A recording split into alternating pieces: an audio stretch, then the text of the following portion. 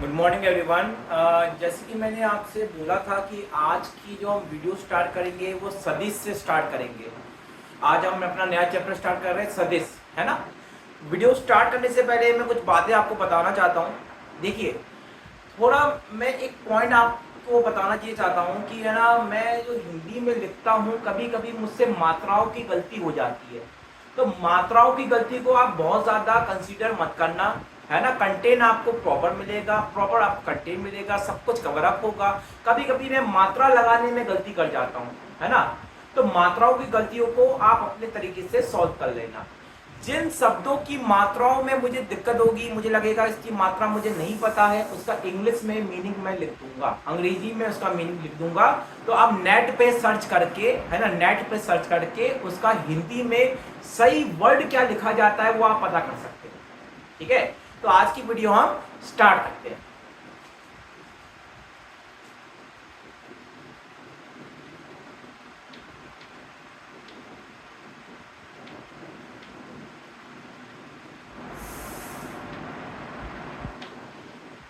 सदिश, है ना। एक बार मैं वीडियो देख लो, वीडियो चल रहा है कि नहीं चल रहा। वीडियो चल रहा है, ठीक है।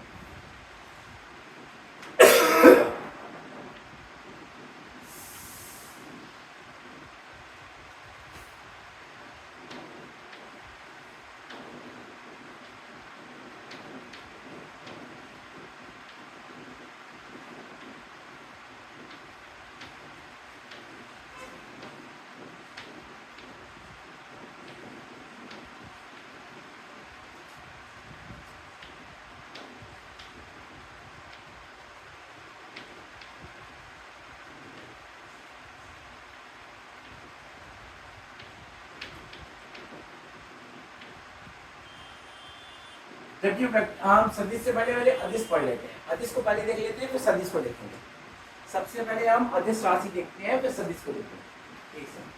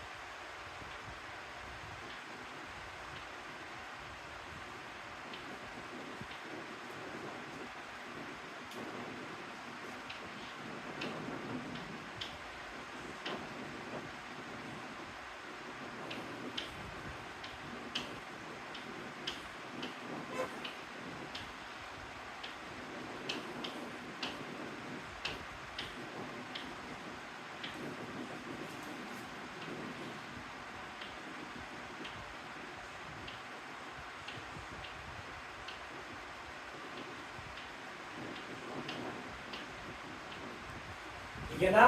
वह भौतिक राशि जिन्हें व्यक्त करने के लिए केवल परिमाण की आवश्यकता होती है वह अदिश राशि कहलाते हैं। जिन्हें केवल परिमाण की आवश्यकता होती है। एक वर्ड, एक शब्द आ रहा है हमारा परिमाण, एक शब्द आ रहा है परिमाण। परिमाण का अर्थ क्या होता है, ध्यान से देखिएगा।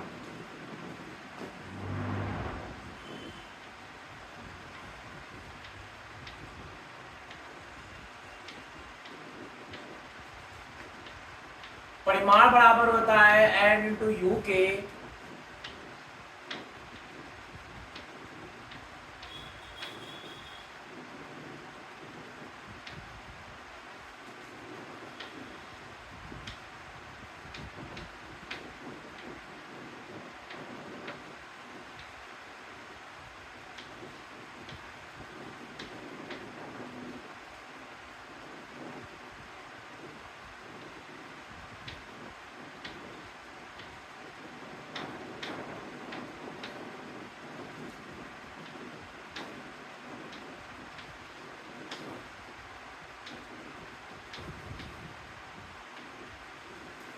मात्रक या इकाई, n हमारा आंकिक मान है और u हमारा मात्रक या इकाई है ना।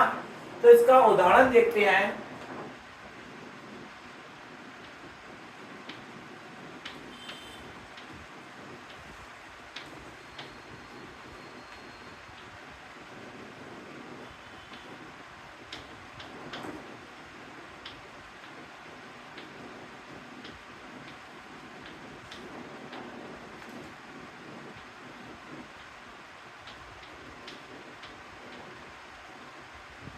ठीक है, तो हमारा जैसे 3 kg, 2 मीटर, 2 सेकेंड, ये हमारे क्या होंगे, परिमाण होंगे। परिमाण को अंग्रेजी में मैग्नीट्यूड कहते हैं, मैग्नीट्यूड, है ना।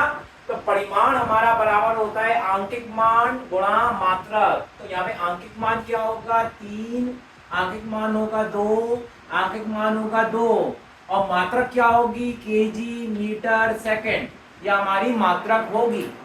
ठीक है ना, यहाँ पे कोई दिक्कत। अब यहाँ पे अदिश राशि के उदाहरण,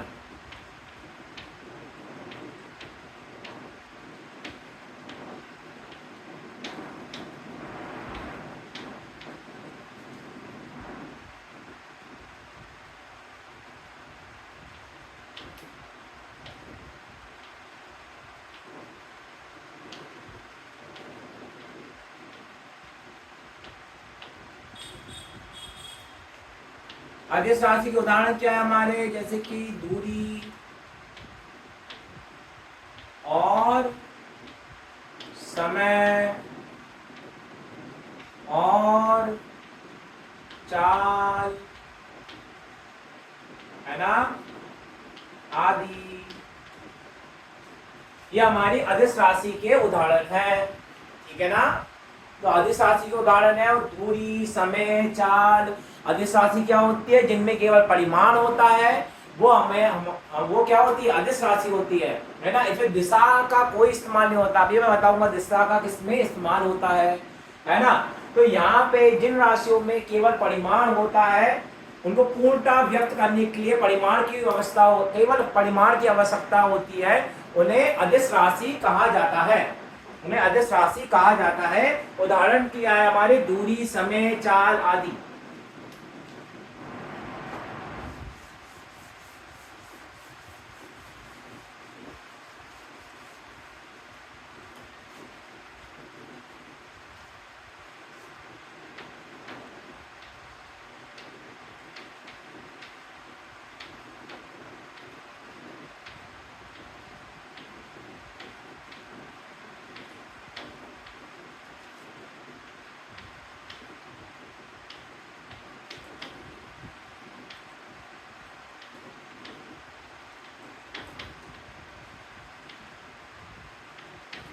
वेक्टर क्वांटिटी, अदिश सदिश राशि।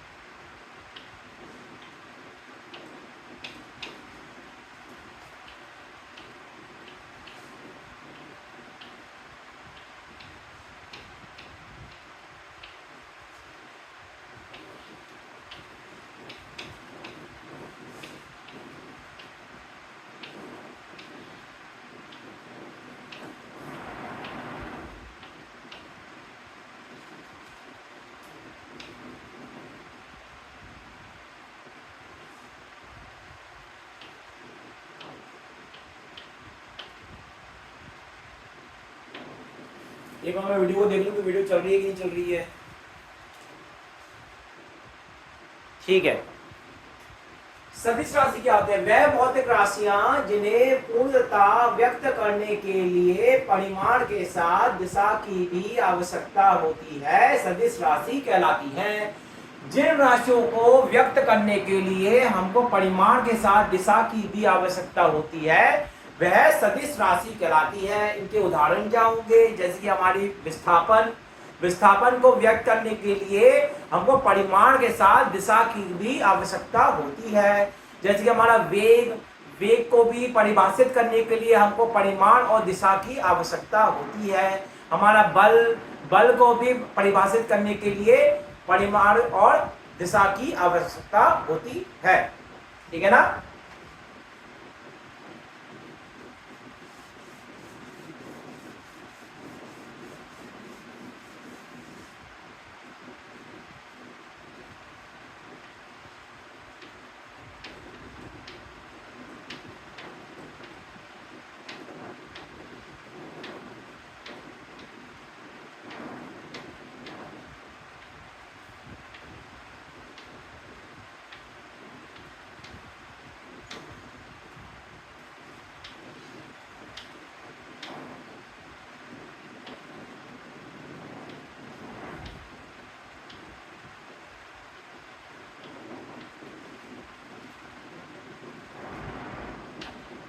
सदिश राशि उदाहरण क्या है हमारे?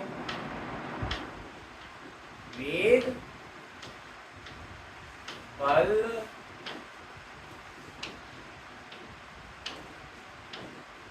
त्वरण,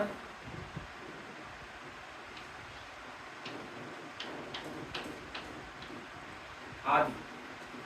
तो सदिश राशियों के उदाहरण हैं वेग, बल, त्वरण आदि, है ना? वेग, बल, त्वरण आदि हमारे सदिश राशि के उदाहरण होते हैं। ठीक है ना?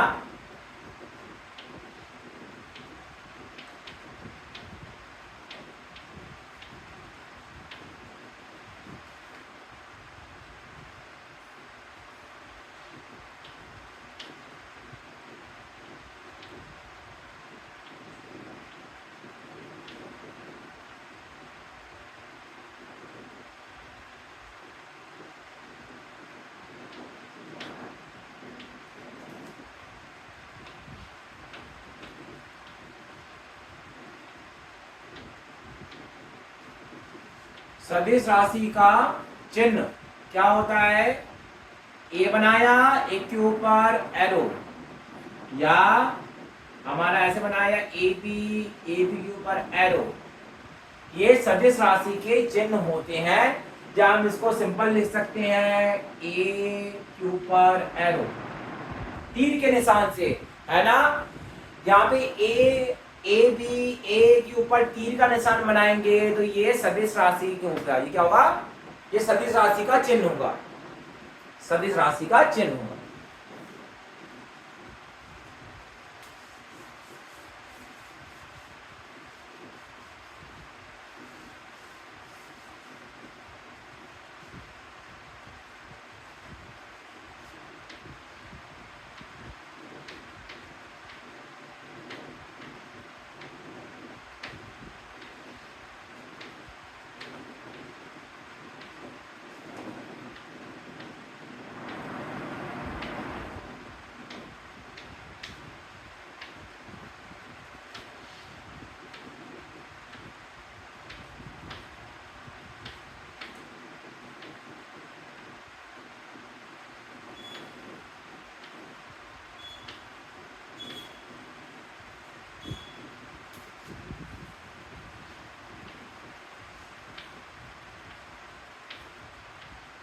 ज्यामिति को कहते हैं ज्योमेट्रिक, जियोमेट्रिक, ज्योमेट्रिक सिंबल। ठीक है? जिन शब्दों की मात्राओं में मुझे थोड़ा संदेह है, उन शब्दों के सामने मैं उसका अंग्रेजी अर्थ लिख दे रहा हूँ, है ना?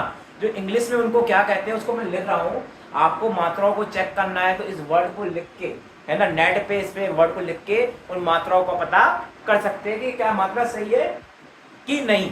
ठीक है ना। इसके आगे देखिए बेटा, इसका क्या सिंबल होता है, तीर के निशान से हम सदिश को निरूपित किया जाता है। सदिश को निरूपित करने के लिए, प्रदर्शित करने के लिए तीर का इस्तेमाल किया जाता है। सदिश को निरूपित या प्रदर्शित करने के लिए तीर का इस्तेमाल करते हैं, जिसमें हमारा बिंदु ये हमारा ए होगा, ये बिंदु हमारा बी होगा। बिंदु ए को कहेंगे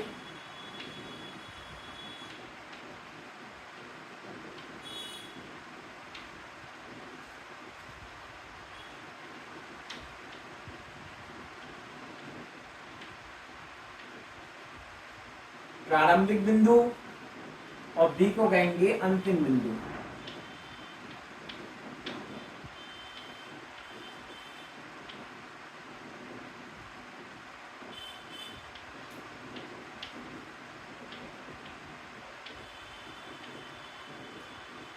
ठीक है। जो तीर की लंबाई होती है, तीर की जो लंबाई होती है वो परिमाण को प्रदर्शित करती है। परिमाण, तीर की लंबाई किसे प्रदर्शित करती है, परिमाण को। भाई परिमाण मैंने लिखवाया था, ये परिमाण को प्रदर्शित करती है। और जो तीर का जो सिर होता है वो प्रदर्शित करता है दिशा को, और दिशा को प्रदर्शित करता है। ठीक है ना, यहाँ पे कोई डाउट?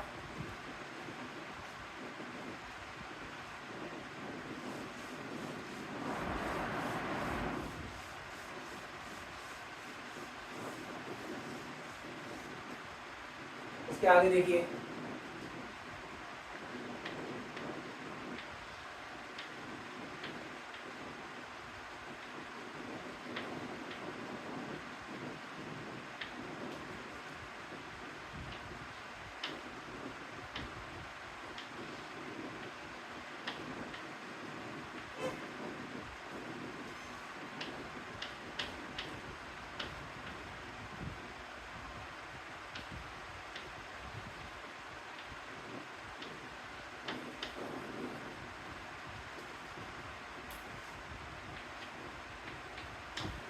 ठीक है। इससे पहला है हमारा टाइप ऑफ वेक्टर में, पहला है हमारा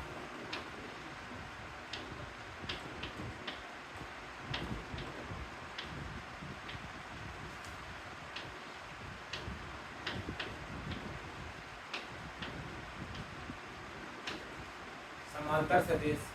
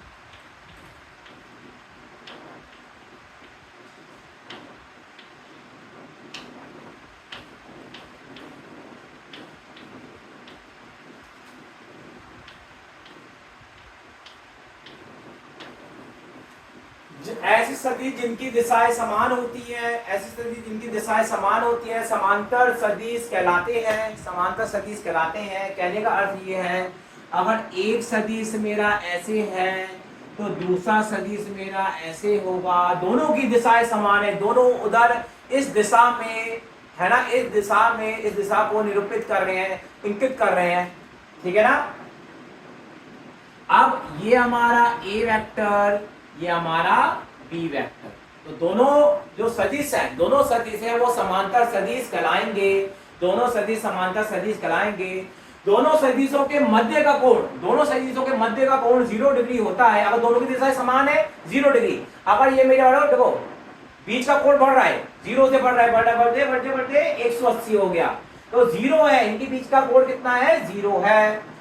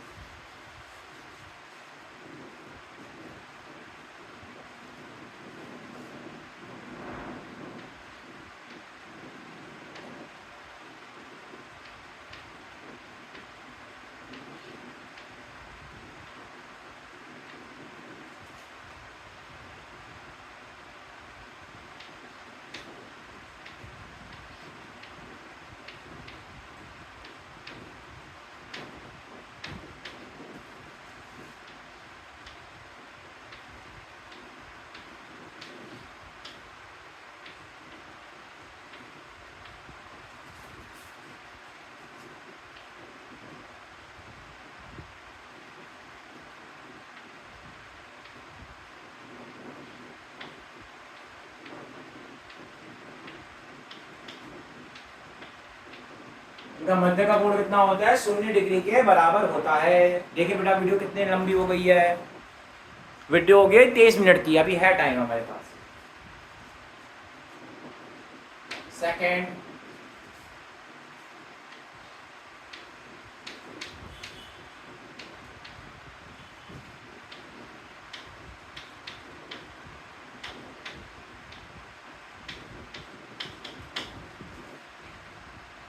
समान सदिश को कहते हैं इक्वल वेक्टर, इक्वल वेक्टर।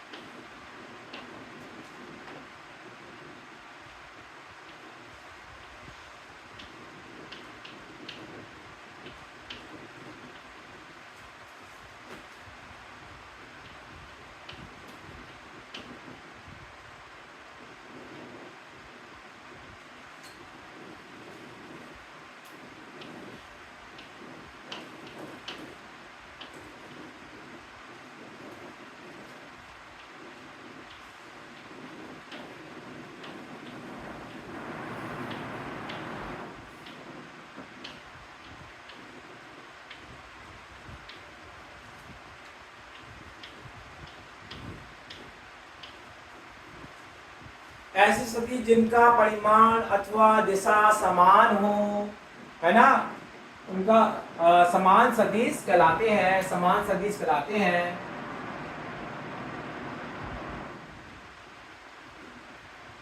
ये एक सदिश बनाया, ये हमारा ए वेक्टर, ये हमने दूसरा सदिश बनाया, ये हमारा बी वेक्टर। दोनों की तीर की लंबाई बराबर है, दोनों की तीर की लंबाई बराबर है, इसका मतलब परिमाण समान है और दिशा भी समान है। इसे हम लिखेंगे ए वेक्टर, ए सदिश बराबर बी सदिश के, ए सदिश बराबर बी सदिश के।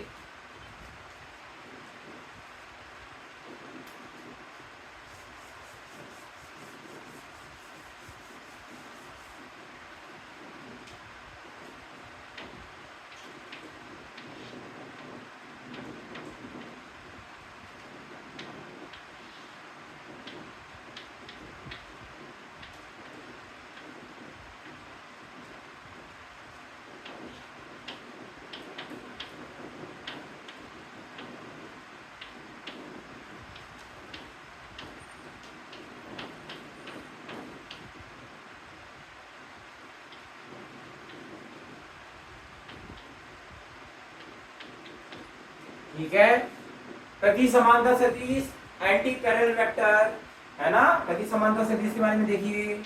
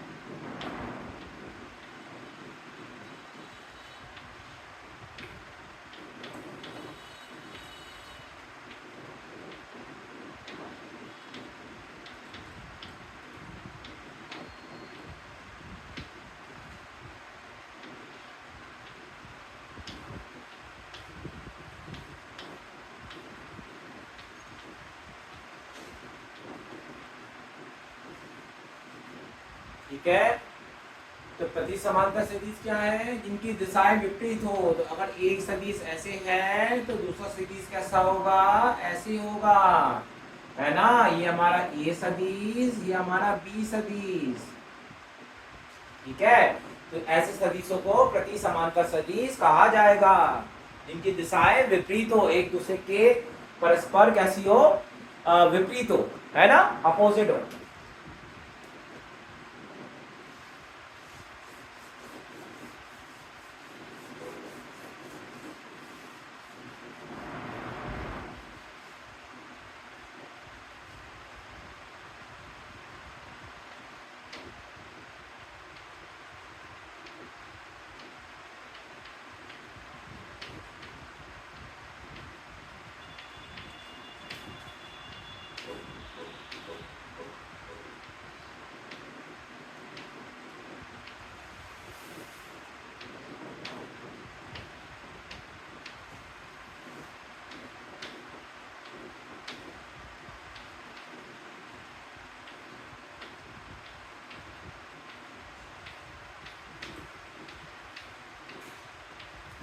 इन सदिशों के मध्य का कोण कितना होता है, 180 डिग्री होता है ना। इनके बीच में कितना कोण है, 180 डिग्री। विपरीत है, एक इधर एक उधर, बीच में कोण 180 डिग्री।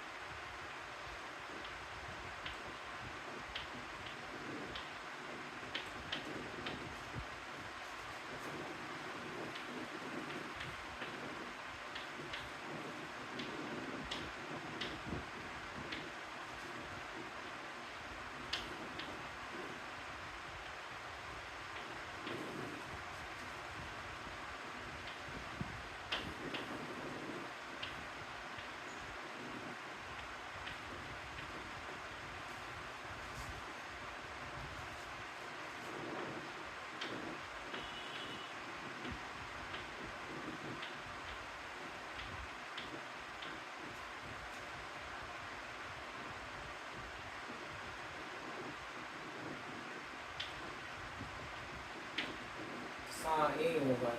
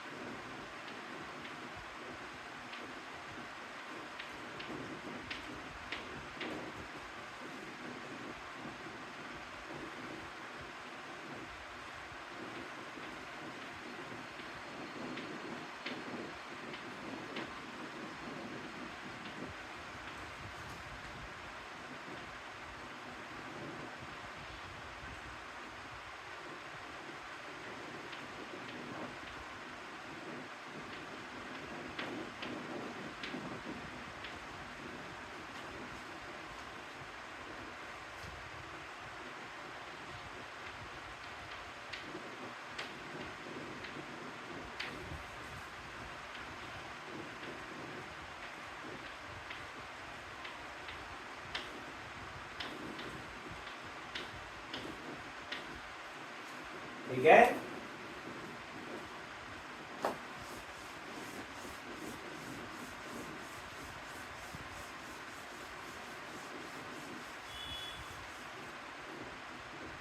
ऐसे सभी जिनका परिमाण तो समान होगा। परिमाण मतलब तीर की लंबाई, तीर की लंबाई समान, ये तीर की लंबाई है, लंबाई हमारी समान बननी चाहिए, तो लंबाई एकदम समान बना दी, तीर की लंबाई एकदम समान, मगर दिशा विपरीत होगी, तो दिशा ऐसे करके होगी।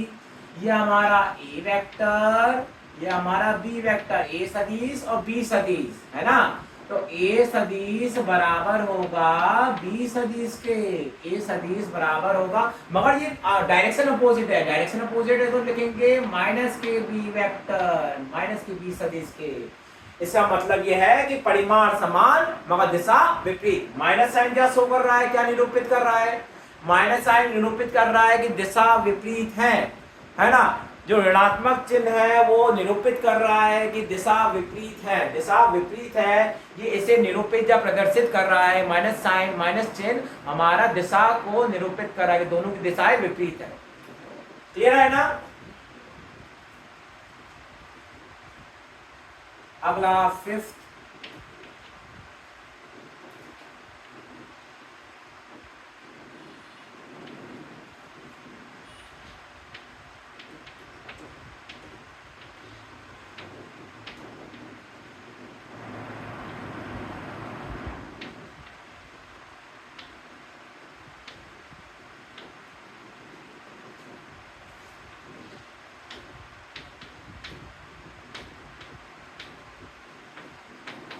बेटा आप वीडियो की लेंथ थोड़ी सी हम लेंथी रखेंगे, हम 30 मिनट के ज़्यादा की वीडियो बनाएंगे। अभी टाइम कितना हो रहा है, अभी ये वीडियो की लेंथ हो गई है 35 मिनट। अभी ये वीडियो मैं कम से कम 1 घंटे की बनाया करूँगा मैं। अब मैं जो वीडियो बनाऊंगा वो 1 घंटे की वीडियो बनाऊंगा, क्योंकि हमको सिलेबस जल्दी से जल्दी कंप्लीट करना है, तो 1 घंटे की वीडियो अभी बनेगी। ठीक है, इसके आगे बढ़ते हैं। सप्रारंभिक सदिश, सप्रारंभिक सदिश।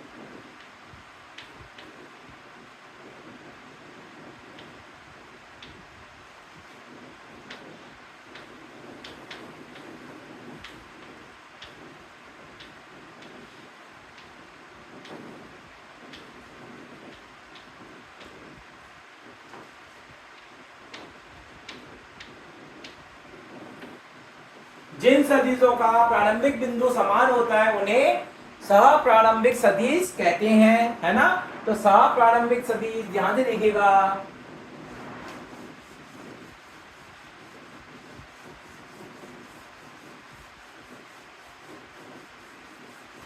सह प्रारंभिक सदिश, सह प्रारंभिक सदिश में प्रारंभिक बिंदु समान, तो ये बिंदु क्या होता है प्रारंभिक बिंदु, ये बिंदु क्या होता है प्रारंभिक बिंदु, तो प्रारंभिक बिंदु समान होंगे सदिशों के, सह प्रारंभिक सदिश, सह प्रारंभिक सदिश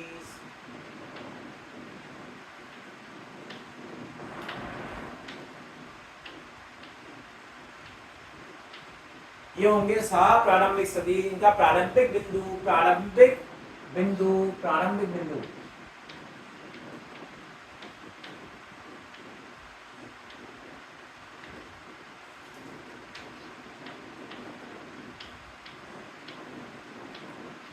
प्रारंभिक बिंदु क्या है समान है, सह प्रारंभिक सदिश। 6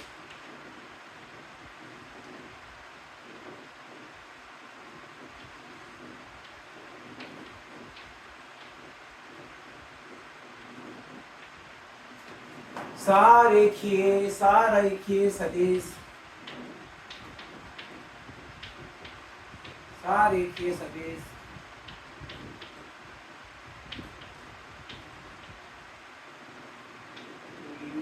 कोलिनियर, कोलिनियर वेक्टर,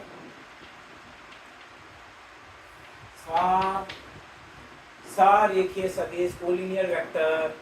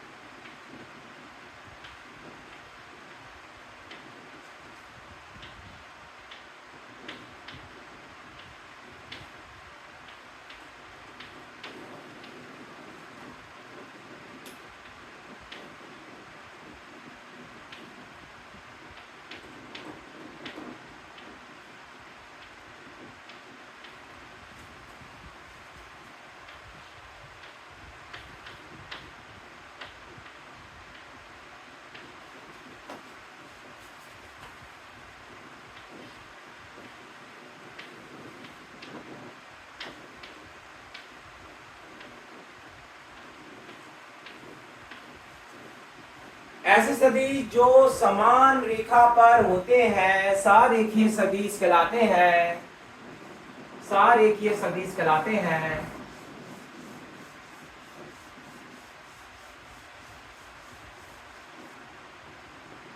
जैसे कि ये एक सदिश, ये एक सदिश है ना, तो ये सारेखीय एक ही रेखा पर है, सारेखीय, ए वेक्टर बी वेक्टर, इनके मध्य का कोण कितना है 0 डिग्री है, इनका मध्य का कोण 0 डिग्री। एक सदिश ऐसे, एक सदिश ऐसे, ये हमारा ए वेक्टर, ये हमारा बी वेक्टर, मध्य का कोण 180 डिग्री।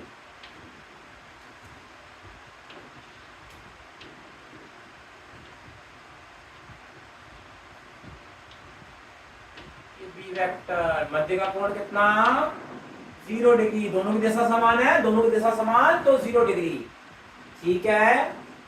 एक वेक्टर ऐसे, दूसरा वेक्टर ऐसे, ये हमारा ए वेक्टर, ये हमारा बी वेक्टर, मध्य का कोण कितना 180 डिग्री, ठीक है।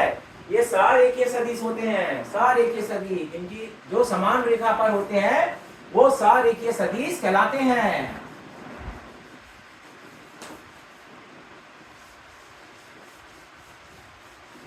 सारेखीय सदिश, अरे नंबर कौन सा चल रहा था हमारा, देखो मुझे याद करने दो, नंबर तो बढ़ गया है ना।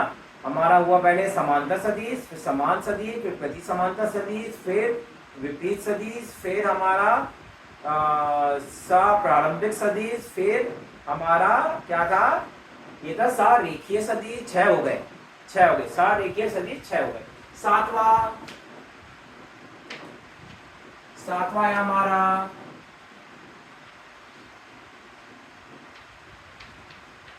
समतलीय सदिश, समतलीय सदिश।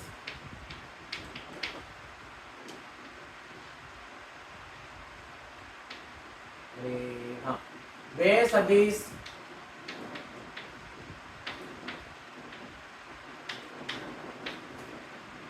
जो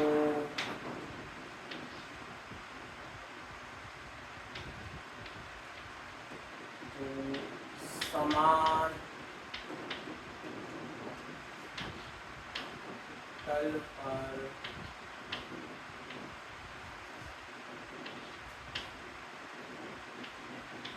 होते हैं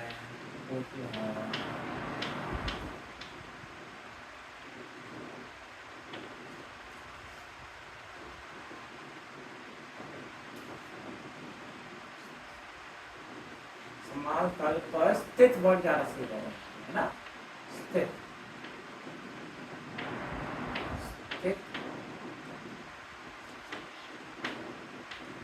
होते हैं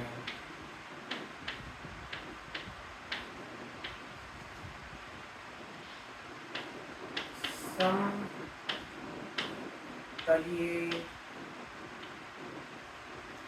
सदिश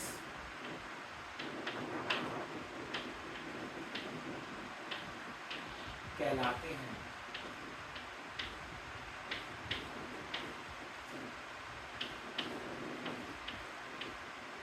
जो सदिश समान तल पर होते हैं वह क्या कहलाते हैं, समतलीय सदिश कहलाते हैं। समतलीय को इंग्लिश में कहते हैं कोप्लेनर वेक्टर,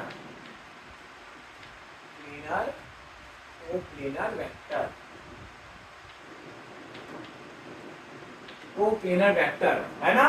तो कोप्लेनर वेक्टर समतलीय सदिश, जैसे कि ये बोर्ड है ना, ये बोर्ड को एक तल मान लो, तो एक सदिश ऐसे, एक सदिश ऐसे, एक सदिश ऐसे, ये सारे सदिश समान तल पर होते हैं। जरा मैं एक पेन मिल जाए तो मैं पेन से ज्यादा अच्छे से एक्सप्लेन कर पाऊंगा। क्योंकि एक सदिश देखिए मुझे मिल गया इधर, देखिए ये दो सदिश मान लीजिए, ये दो हमारे सदिश हैं, एक सदिश ऐसे है, एक सदिश ऐसे है, तो ये दोनों सदिश समान तल पर है, एक ही तल पे है ना, बोर्ड पे है कि नहीं है, तो समान तल पे होंगे, तो ये हमारे समतलीय सदिश कहलाएंगे। जो समान तल पर होते हैं, समान प्लेन पे होते हैं, उन्हें समतलीय सदिश कहा जाता है। नोट करके देखो,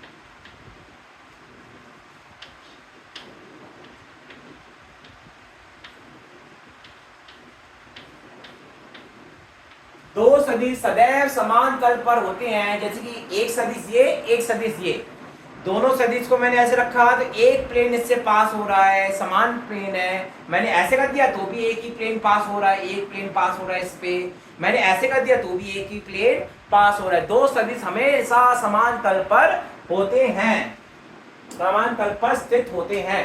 क्लियर है ना। 8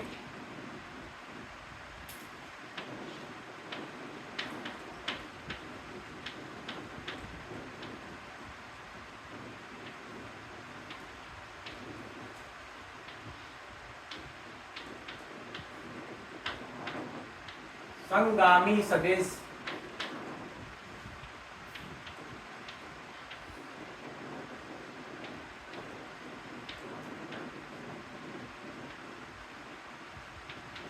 कॉन्करेंट वेक्टर, संगामी सदिश है ना। एक बार मैं वीडियो देख लूं कि वीडियो चल रही है कि नहीं चल रही, रुक तो नहीं गई। ठीक है, वीडियो चल रही है, वीडियो हमारी चल रही है, ठीक है। दिख रहा है ना वीडियो में, हाँ दिख रहा है, ठीक है, सही। कॉन्करेंट वेक्टर, संगामी सदिश। संगामी सदिश क्या होते हैं, ध्यान से देखिएगा। संगामी सदिश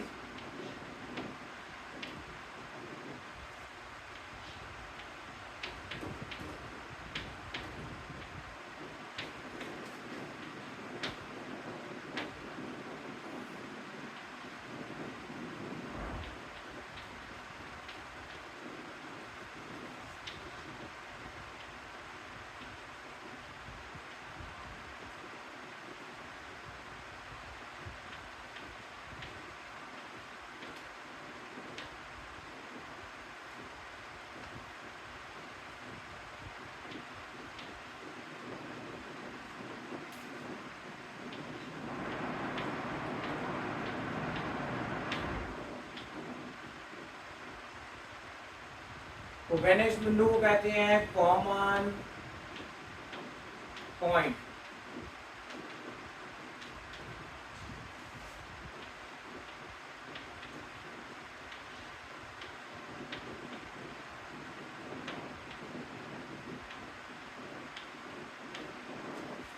गुजरते हैं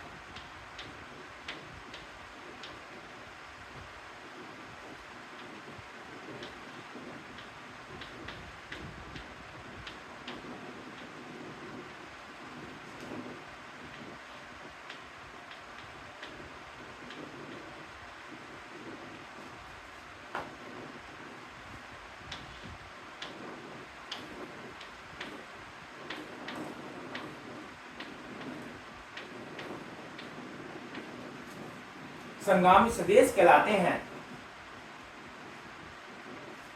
उभयनिष्ठ बिंदु मतलब कॉमन पॉइंट। उभयनिष्ठ बिंदु माने कॉमन पॉइंट। ध्यान से देखिएगा,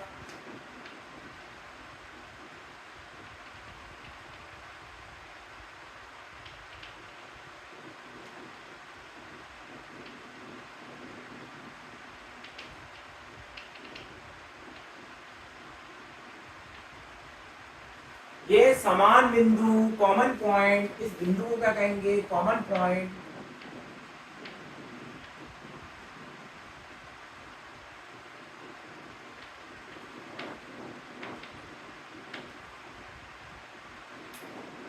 ठीक है, कॉमन पॉइंट को हिंदी में कहते हैं उभयनिष्ठ, उभयनिष्ठ बिंदु, है ना।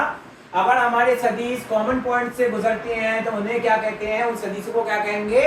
उन सदिशों को हम संगामी सदिश कहा जाएगा। उन सदिश को कहेंगे संगामी सदिश।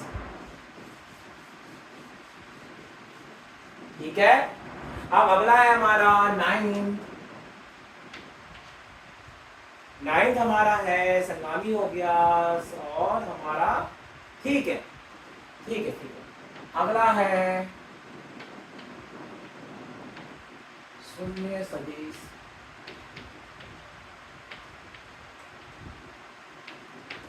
शून्य सदिश माने zero, zero vector, zero vector. शून्य सदिश, जीरो वेक्टर क्या होता है?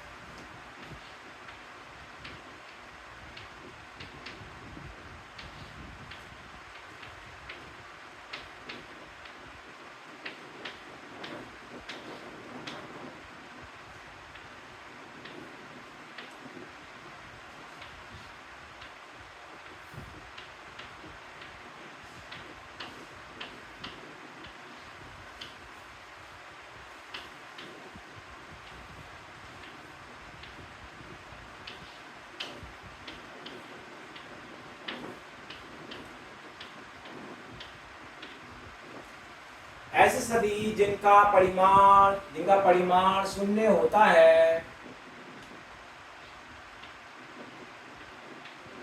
शून्य सदिश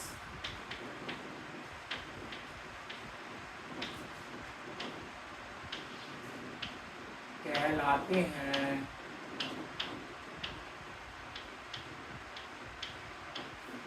उनका परिमाण शून्य होता है, वो शून्य सदिश कहलाते हैं।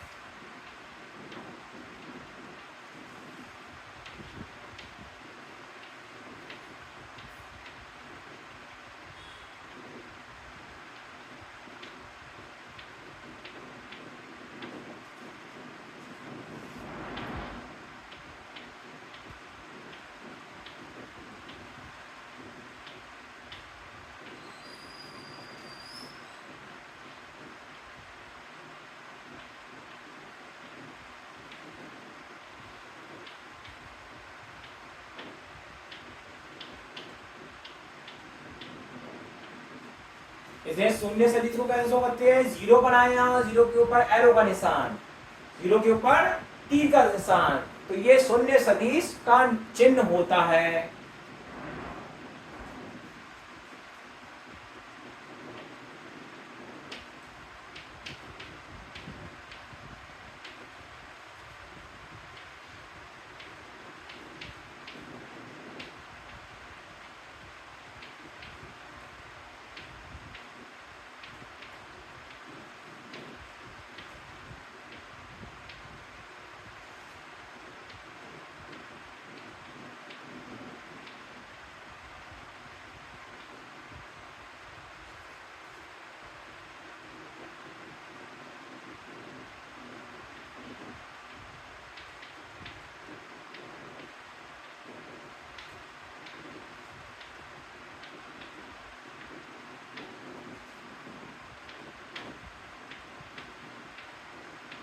दो सदिशों का योग सदैव क्या होता है, सदिश होता है। ए सदिश प्लस माइनस ए सदिश, तो कितना आएगा हमारा आंसर, शून्य। मगर शून्य नहीं, इसे कहेंगे शून्य सदिश।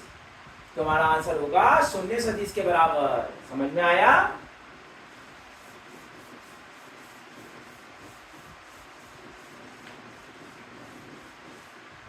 9th हो गया, 10th लिखिए।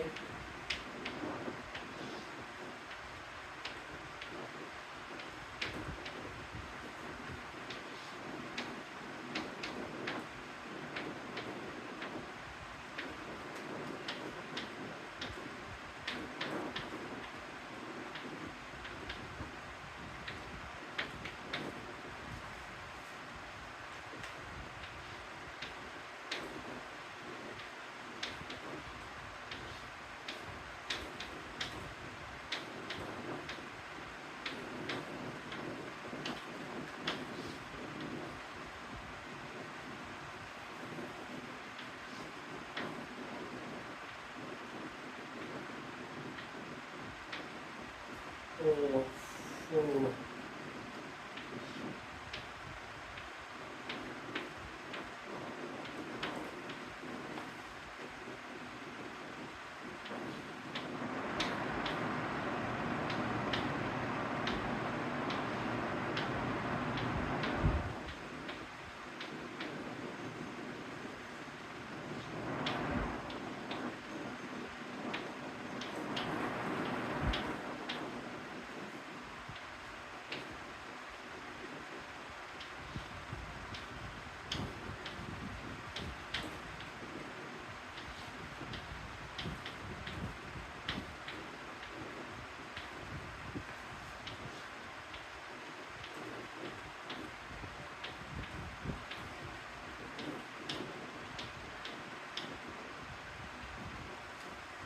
एकांक सदिश कहलाते हैं। जिन सदिशों का परिमाण एक के बराबर होता है वह क्या कहलाते हैं, एकांक सदिश कहलाते हैं।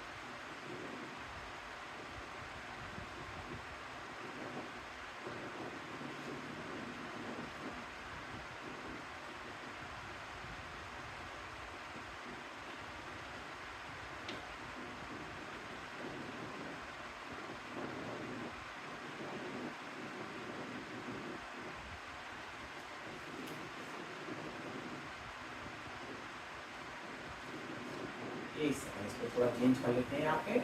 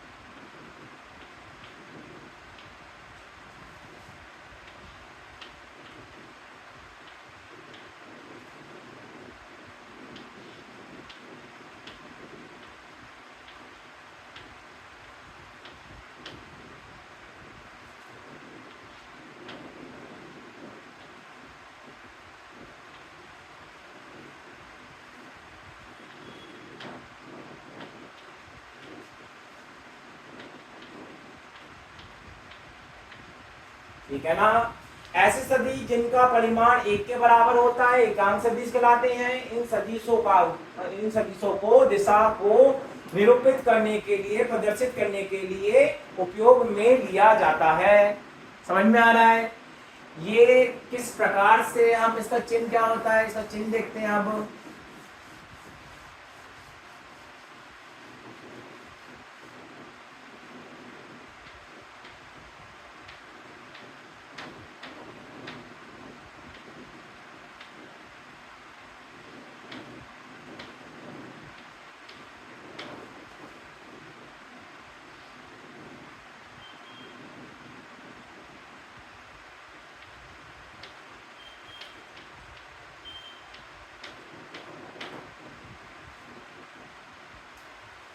दर्शाया, दर्शाया।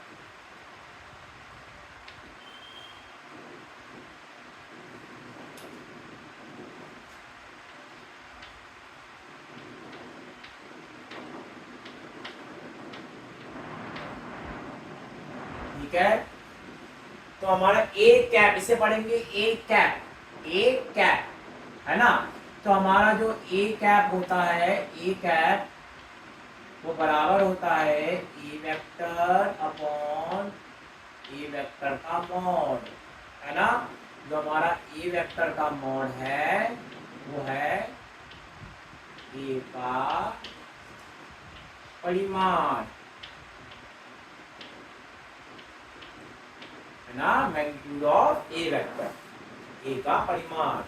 ठीक है, तो ये हमारा एकांक सदिश होता है। एकांक सदिश वो होते हैं जिनका परिमाण एक के बराबर होता है और दिशा को निरूपित करने के लिए इस्तेमाल में लिया जाता है। दिशा को कैसे निरूपित करता है, जो हम अगला प्रकार का सदिश पढ़ने वाले हैं उसमें आपको बहुत अच्छे से समझ में आएगा कि एकांक सदिश का उपयोग दिशा को निरूपित करने के लिए कैसे किया जाता है ना।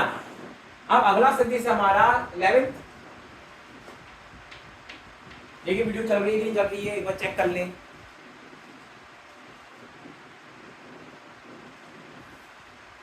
लेवल्थ हमारा है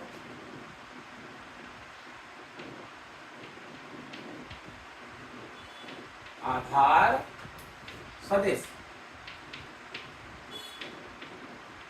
आधार सदिश माने बेस वेक्टर, बेस वेक्टर, आधार सदिश माने बेस वेक्टर।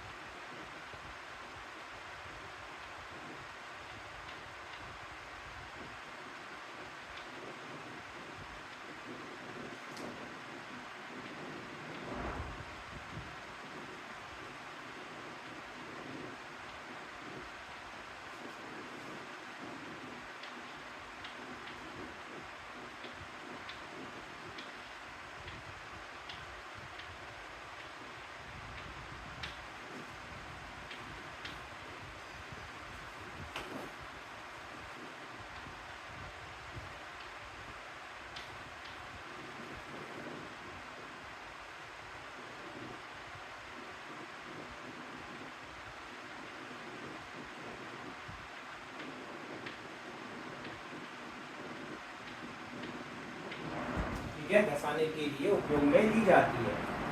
तो बेस वेक्टर आई कैप, जे कैप, के कैप, ये आधार सदिश कहलाते हैं, आधार सदिश।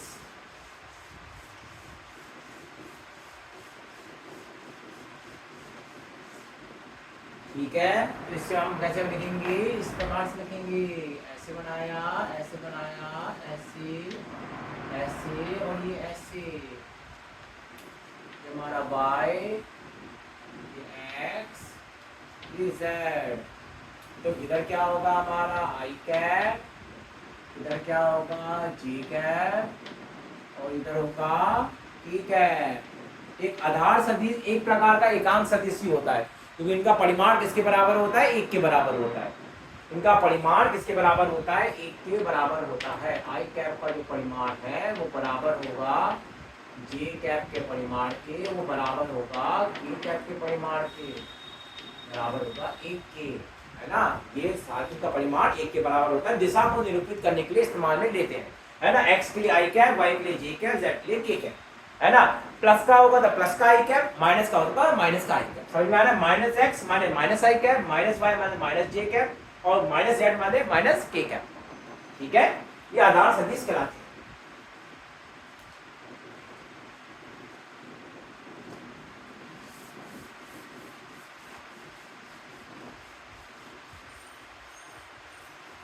अगला देखो बेटा, अगला नेक्स्ट 11वां हो चुका है, आप देखेंगे 12वां, 12।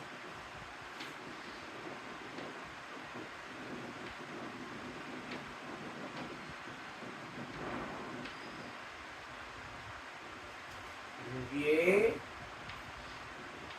सदिश, ध्रुवीय सदिश, है ना। इसे कहेंगे पोलर वेक्टर, पोलर वेक्टर।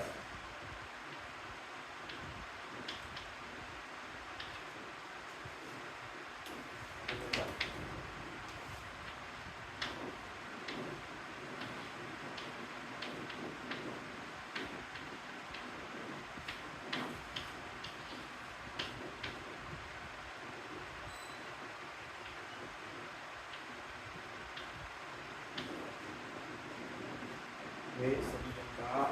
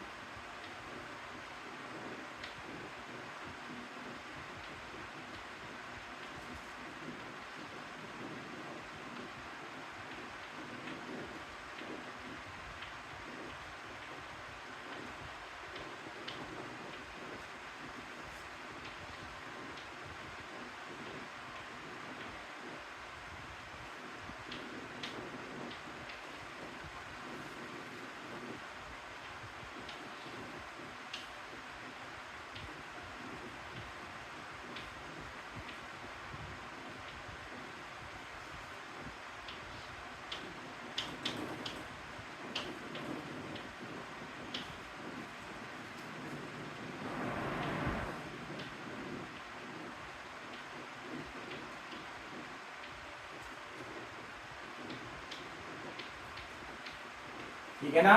वह सदिश जिनका प्रारंभिक या अनुप्रयुक्त बिंदु हो ध्रुवीय सदिश कहलाते हैं, है ना।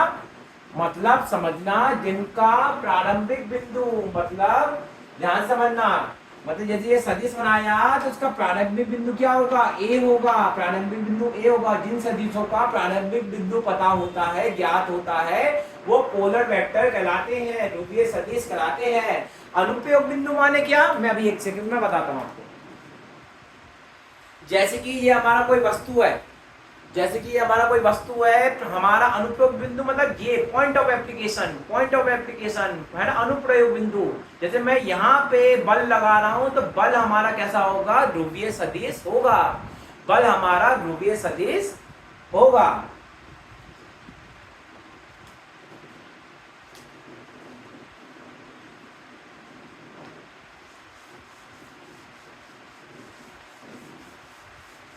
अगला देखो बेटा, अगला है 13वां।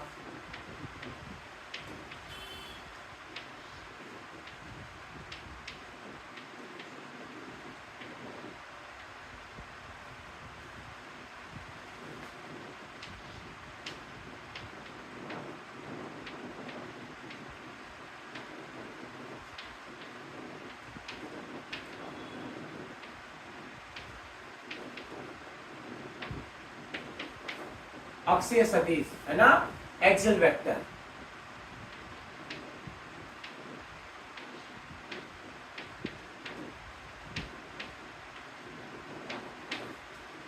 एक बार वीडियो देख लो, वीडियो चल रही है कि नहीं चल रही है। ठीक है, वीडियो चल रही है।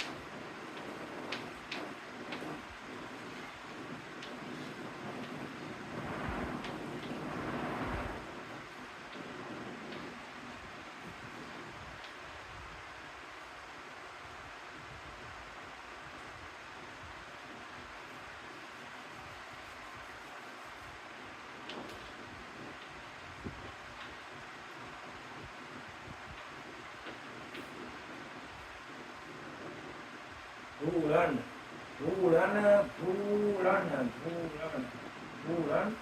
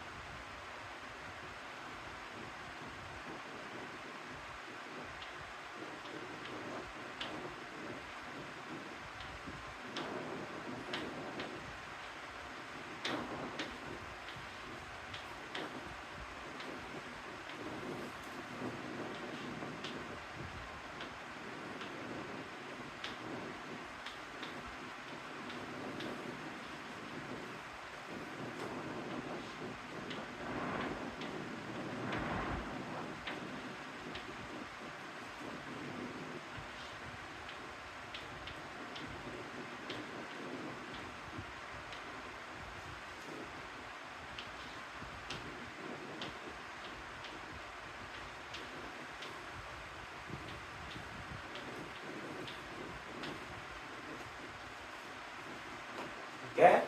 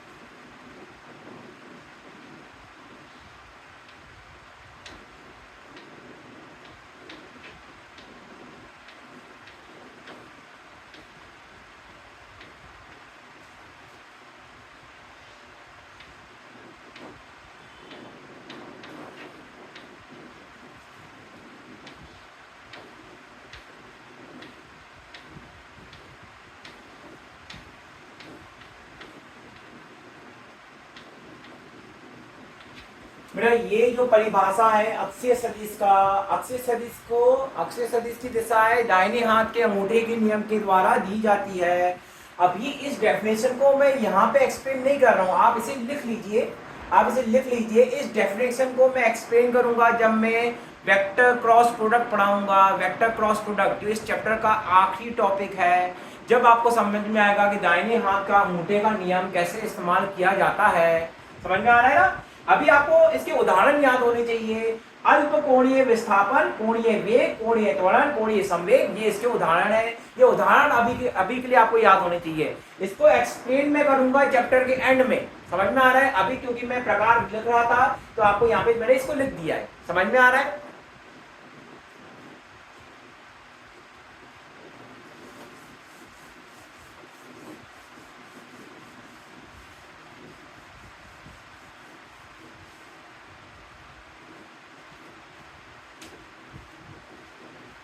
अगला है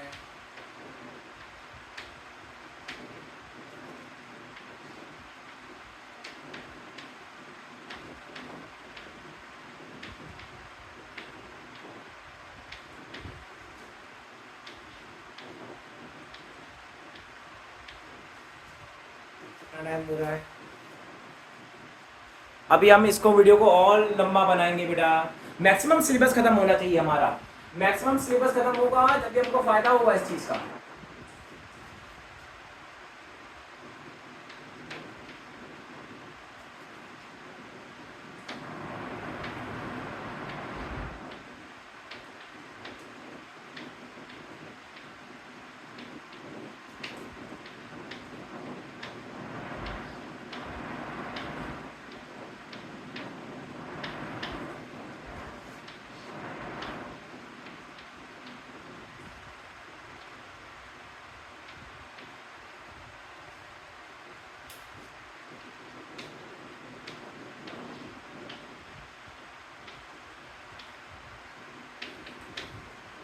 दो सदिशों के योग का त्रिभुज का नियम कैसे होता है ध्यान से देखिएगा।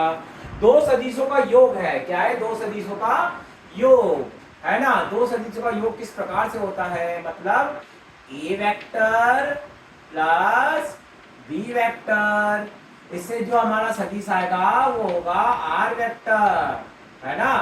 आर वेक्टर को कहेंगे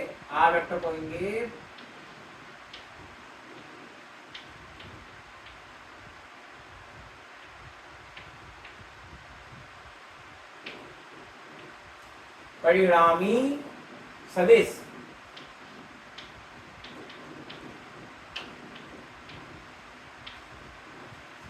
परिणामी सदिश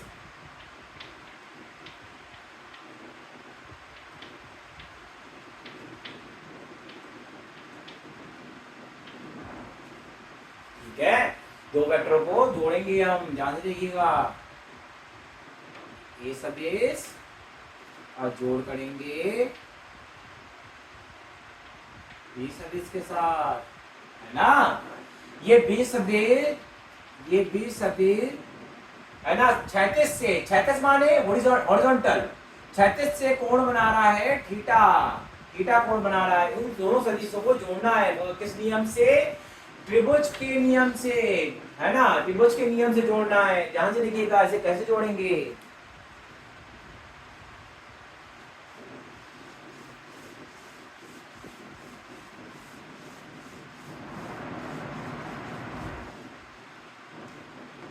सबसे पहले ए सदिश बनाया, उसको जोड़ेंगे बी सदिश से। ऐसे ए सदिश को जोड़ेंगे बी सदिश। इसको थोड़ा बड़ा बना लेते हैं, डेरिवेशन करना पड़ेगा ना हमको, इसको थोड़ा बड़ा बना लेते हैं।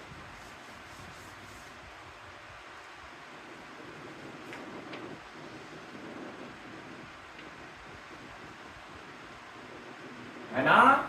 ये हमारा ए सदिश, ये हमारा बी सदिश, है ना। यहाँ पे जो कोण बन रहा है वो थीटा कोण बन रहा है ना। अब दोनों सदिशों को जोड़ने में हमने क्या किया? ए सदिश का अंतिम बिंदु और बी सदिश का प्रारंभिक बिंदु, दोनों पॉइंट को एक के ऊपर एक लेके आए, जैसे कि इसमें दर्शाया गया है ना। अब इनका परिणामी सदिश कैसा होगा? परिणामी सदिश इस प्रकार से होगा, ऐसे तो होगा परिणामी सदिश। ये होगा हमारा आर वेक्टर, है ना। ये हमारा आर सदिश होगा, समझ में आ रहा है। अब हमने डॉटेड लाइन आगे करी, ये डॉटेड लाइन नीचे करी, ऐसे करके। अब बहुत ध्यान से देखिएगा, परिणामी सदिश का परिमाण और उसकी दिशा हमको ज्ञात करनी है। और आर सदिश जो परिणामी सदिश है उसकी दिशा क्या होगी? उसकी दिशा हम अल्फा से देंगे, अल्फा द्वारा निरूपित किया जाएगा। समझ में आ रहा है कि नहीं आ रहा? अब बहुत ध्यान से देखिएगा, यहाँ पे हमने इस बिंदु को कहा स्मॉल ए, इसे कहा स्मॉल बी, इसे कहा स्मॉल सी, इसे कहा स्मॉल डी। यहाँ पे कोण बन रहा है 90 डिग्री का, है ना। अब बहुत ध्यान से देखिएगा, जो हमारा परिमाण होता है ए वेक्टर का, जो परिमाण होगा वो बराबर होगा ए के, है ना। परिमाण को ए वेक्टर का मॉड या ए द्वारा दर्शाया जाता है, समझ में आ रहा है। ये क्या है हमारा, ये हमारा परिमाण है, परिमाण, परिमाण बताया था ना परिमाण क्या होता है। इसी प्रकार से बी वेक्टर का मॉड बराबर होगा बी के, ये भी क्या हमारा परिमाण है ना। अच्छा परिमाण माने क्या, तीर की लंबाई, तीर की लंबाई क्या होगा, परिमाण होगा, है ना। तो यहां से लेके यहां तक तीर की लंबाई कितनी है, ये है ना। अब बहुत ध्यान से देखना, और यहां से लेके यहां तक तीर की लंबाई कितनी है, यहां से लेके यहां तक तीर की लंबाई है हमारी बी, ठीक है। यहाँ पे कोई डाउट, आप सुनना बहुत ध्यान से। अब आर का आर आर क्या है, ये सदिश, ये आर सदिश दिखाई दे रहा है तुमको। इस सदिश की लंबाई निकालनी पड़ेगी हमको। लंबाई किस प्रकार से निकालेंगे, ध्यान से देखिएगा। सबसे पहले बीडी की डिस्टेंस निकालेंगे। तो निकालने का क्या तरीका है, हम लिखेंगे कॉस थीटा, नहीं पहले लिखेंगे इन त्रिभुज बीडीसी, बीडीसी में,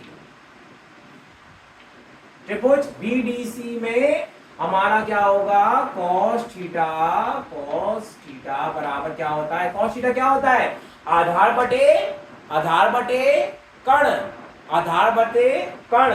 आधार कितना बीडी और कर्ण कितना बी, तो हमने आधार कितना लिखा, बीडी लिखा, और कर्ण का मान कितना है, बी है।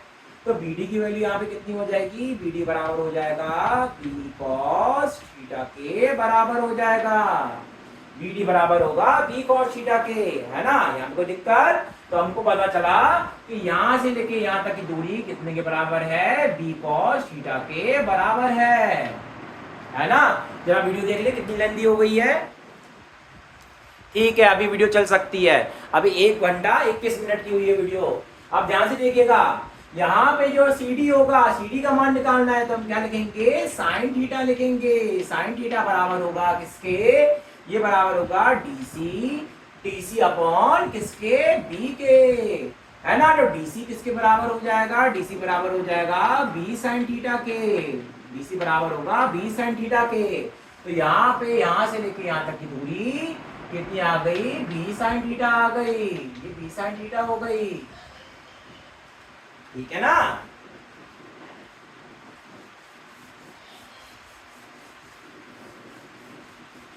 ये हमारा बी साइन थीटा हो गया। अब बहुत ध्यान से देखिएगा, है ना। ट्राइंगल त्रिभुज हमारा ए, है ना, डी सी में, डीसी एडीसी में, है ना, एडीसी में। अब ध्यान से देखना, यहाँ पे हम ये ट्रायंगल देख रहे हैं, ये कैसा है हमारा 90 डिग्री, है ना, राइट एंगल ट्रायंगल है, राइट एंगल, है ना, समकोणीय त्रिभुज, समकोणीय त्रिभुज है। अगर समकोणीय त्रिभुज है तो सुनना ध्यान से, इसमें हम पाइथागोरस प्रमेय का इस्तेमाल करेंगे। पाइथागोरस प्रमेय, है ना, आप सबने पढ़ा होगा पाइथागोरस प्रमेय। पाइथागोरस प्रमेय के अकॉर्डिंग क्या होता है, जैसे हमारा ऐसे करके राइट एंगल ट्रायंगल होता है, समकोणीय त्रिभुज हो गया है। तो ये अगर ए है, ये बी है, ये सी है, तो सी स्क्वायर बराबर होता है ए स्क्वायर प्लस बी स्क्वायर के बराबर होता है। ये पढ़ा है ना तुमने पाइथागोरस प्रमेय। तो पाइथागोरस प्रमेय के अकॉर्डिंग हमारा यहाँ पे ए डी का स्क्वायर प्लस सी डी का स्क्वायर बराबर होगा किसके, ए सी के स्क्वायर के, है ना। अब AD किसके बराबर है, AD हमने देखा A से लेके D, ये किसके बराबर है, A plus B cos theta, A plus B cos theta के बराबर है, A plus B cos theta के बराबर है ना, का होल का स्क्वायर। CD हमने अभी निकाला, CD किसके बराबर है, B साइन थीटा के बराबर है। तो ये होगा B साइन थीटा का होल का स्क्वायर। AC हमारा किसके बराबर है, R के बराबर है, तो हमने यहाँ लिखा R का स्क्वायर, है ना। अब इसका स्क्वायर खोला, क्या हो जाएगा, A square plus B square cos square theta plus 2AB cos theta, है ना, 2AB cos theta plus B square B square sine square theta, B square sine square theta equal to हो जाएगा are square के, है ना। अब हमने क्या किया, A square plus B square cos square theta plus B square sine square theta ऐसे लिख लिया हमने इस प्रकार से 2ab cos थीटा, है ना। और ये बराबर होगा किसके, आर स्क्वायर के बराबर होगा। अब हमने क्या किया, हमने बी स्क्वायर को कॉमन ले लिया, ये होगा यहाँ पे sine square theta plus cos square theta,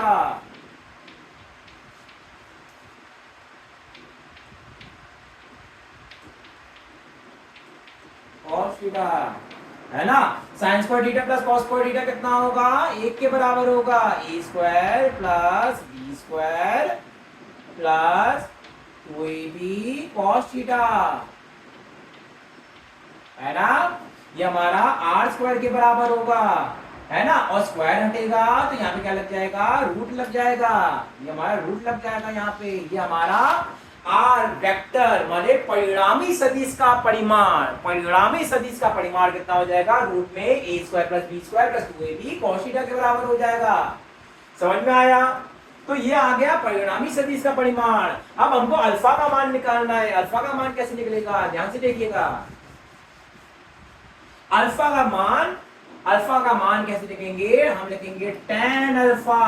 tan alpha बराबर होगा लंब बटे आधार, लंब बटे आधार। लंब कितना है, b sin थीटा, लंब कितना b sin थीटा अपॉन आधार कितना a plus b cos theta, है ना। तो यहां पे अल्फा का मान होगा tan इनवर्स, है ना, b sin theta upon a plus b cos theta, ठीक है। ये हमारा अल्फा का मान हो जाएगा, ठीक है। ये था दो सदिशों का योग त्रिभुज के नियम के अनुसार, त्रिभुज के नियम के अनुसार। अगला देखते हैं, नेक्स्ट हमारा योग करने का अगला तरीका।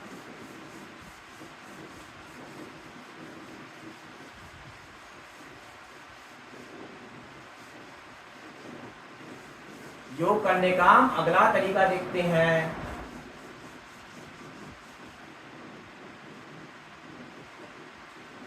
दूसरा,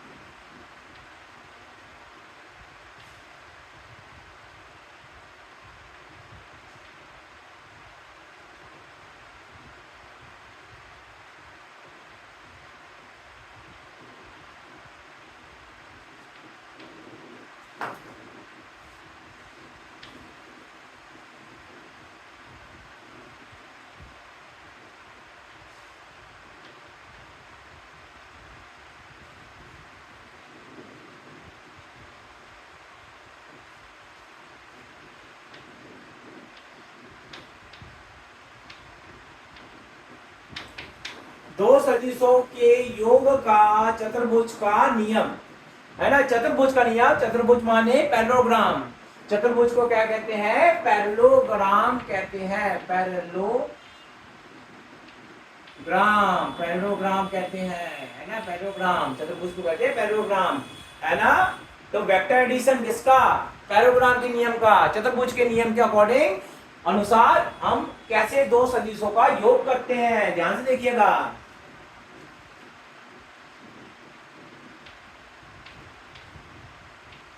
इसको जोड़ेंगे इस सदिश से बी वेक्टर, डॉटेड लाइन इधर करी, ये कोण हमारा थीटा। अब चतुर्भुज के नियम के अनुसार हमने यहाँ पे लिखा ए वेक्टर ए सदिश, इसको जोड़ेंगे किससे, इससे जोड़ेंगे बी सदिश से जोड़ेंगे। इनके मध्य का कोण कितना, थीटा, इनके मध्य का कोण थीटा। अब हमने किया चतुर्भुज के नियम में, चतुर्भुज के नियम के अनुसार हमने ए का जो प्रारंभिक बिंदु था और बी का जो प्रारंभिक बिंदु था दोनों को एक के ऊपर एक लिया है, अब ये चतुर्भुज तो बना नहीं, चतुर्भुज बनाना है हमको, तो इस सदिश के समांतर एक रेखा मैंने ऐसे खींची और इस सदिश के समांतर एक रेखा मैंने ऐसे खींची, ठीक है, ऐसे खींची मैंने, समझ में आ रहा है। ये दोनों रेखा इस बिंदु पर काट रही हैं, ये दोनों रेखा इस बिंदु पर काट रही है। इन दोनों सदिशों का परिणामी सदिश इस प्रकार से बनेगा, ये आर सदिश होगा, और ये हमारा कोण कितना बना रहा होगा, अल्फा कोण बना रहा होगा, ये कोण बना रहा होगा, अल्फा कोण बना रहा होगा। अब ये पैडोग्राम जो चतुर्भुज का नियम है, चतुर्भुज के नियम के अनुसार परिणामी सदिश का परिमाण और उसकी दिशा निकालनी पड़ेगी, अल्फा का मान और परिणामी सदिश का परिमाण मतलब आर का मैग्नीट्यूड, वो हमको ज्ञात करना पड़ेगा।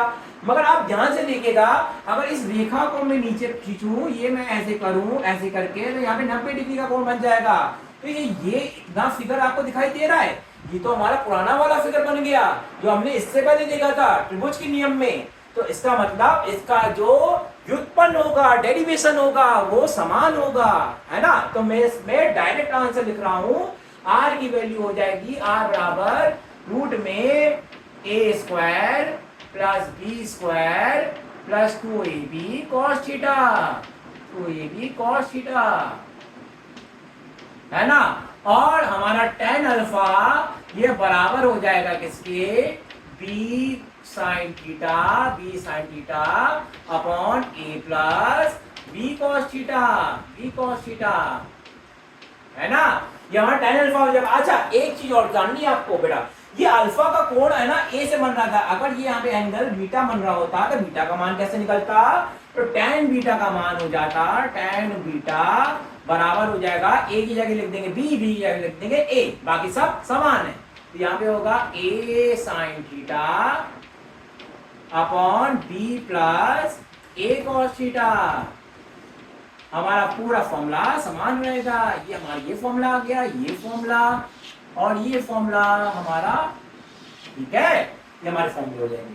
अब जरा वीडियो देख लेते हैं, वीडियो कितनी लेंथी हो गई है, 1 घंटा 32 मिनट, ठीक है, काफी अच्छी खासी लेंथी वीडियो हो गई है।